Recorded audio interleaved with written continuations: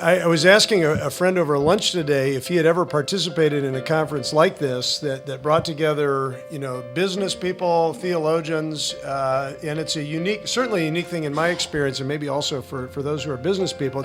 I'm so glad I stayed to listen to this panel discussion because I've gone all over this country preaching biblical worldview, preaching ethics, and I congratulate you on what you've done today and the fact that you've been teaching this. It is a function of our theology, of our perspective on the world, but this warms my heart more than I can tell you, to see all of you sitting here and this kind of a thoughtful discussion going on a most important topic.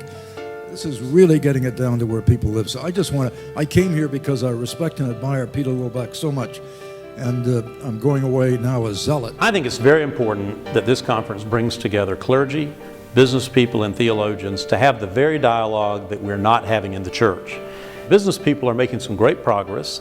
They're forming organizations that are creating a much more robust faith for the workplace, but we're not bringing the leaders of our churches in to learn from that conversation. Seems to me this conference does an important work by bringing together all the parties for mutual learning. This has been a magnificent day. Those of you that haven't been with us all day, I mean, this was a very, very unique and wonderful and spirit-filled day where all of us are challenged without question to be humble before the Lord, to seek the Lord, to truly be more and more men and women of prayer. And that went on and on today, and that was very good. I believe, and many theologians in the history of the church have believed, that each of the Ten Commandments reflects the character of God. What kind of God is it that would tell you not to bear false witness?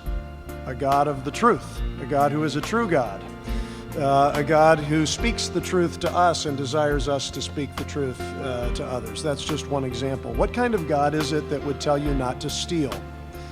I think a generous God. The end or goal of business is the glory of God.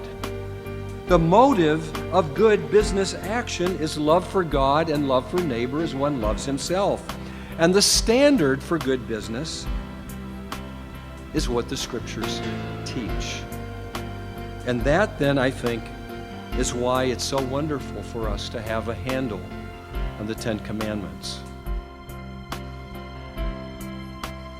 Is we want to understand where are the challenges that would and the pressures that would lead us to fudge the truth in some way, whether that's on financial auditing reports or how we present ourselves to our investors or to the investing community, or it's an individual worker reporting on their expense accounts. I mean, when we're trying to sell something, maybe we're marketing it and not telling the whole truth. We want to explore together, well, how could we tell the truth about our products in a way that actually helps people, that'll move these products and services, create more business, but actually be an upside benefit for our customers, our clients, for everybody. All the communication functions in business are an opportunity for us to be the servants of Jesus Christ, purveying the truth, telling the truth about our work, our companies. That's what this thing is all about, and we just hope that we'll have a great group of people come together on June 1st and 2nd to explore these issues with us. So the fact that we can come together, believers can actually hear the mind and heart of God about how business can be a blessing. And so I look forward to it. I invite you to join us that first weekend in June. We'd love to meet you. The part of our culture that is not founded in Christ, but is in the world, in their agenda, they're telling us that it's perfectly all right. In fact, it's even taught in many ethics courses in business schools that, white lies and lies of omission and whatever it takes to gain an advantage are okay. And they may be okay in the world, but they're not okay in the kingdom.